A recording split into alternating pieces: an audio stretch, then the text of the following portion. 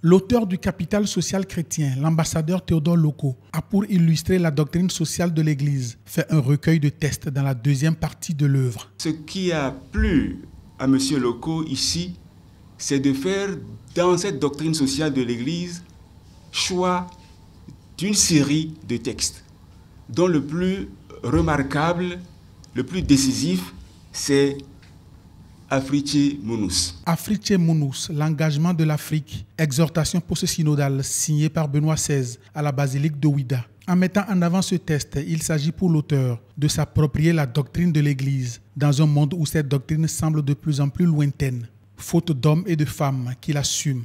Et l'image sur la couverture du livre vient à souhait illustrer cette réalité.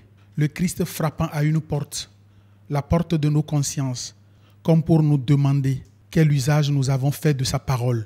L'œuvre apparaît alors comme une réception de Afriche Munus. Mais avons-nous comme Église et comme société, avons-nous saisi tout le sens de l'exhortation post-synodale? En quoi cet ouvrage mérite-t-il d'être lu aujourd'hui? Des pistes de lecture sont proposées à cet effet. L'intelligence au centre de la société, la doctrine sociale de l'Église comme l'intelligence au service de la cité, la grande nouveauté du christianisme, la mission socio-politique de l'Église, la formation aux valeurs, l'engagement des chrétiens en politique et une spiritualité de la communion.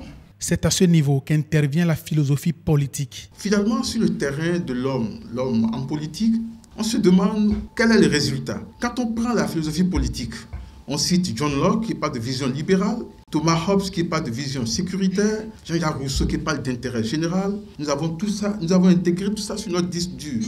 Quand nous allons en droit, précisément, il y en a qui parlent d'état de puissance. Et finalement, heureusement, d'ailleurs, que l'évolution du concept d'intérêt national permet de relativiser désormais cette théorie. Il y a une partie de la doctrine qui parle d'état de service. Ce serait l'idéal, mais il passerait forcément par l'état de droit. Dans les institutions internationales, on négocie au nom des États des conventions qui visent la liberté effective de l'homme. Mais dans les frontières des États, cet homme semble inexistant. Et la marraine de la cérémonie de jeter une lumière intellectuelle sur cette dichotomie. L'État comme intelligence sociale.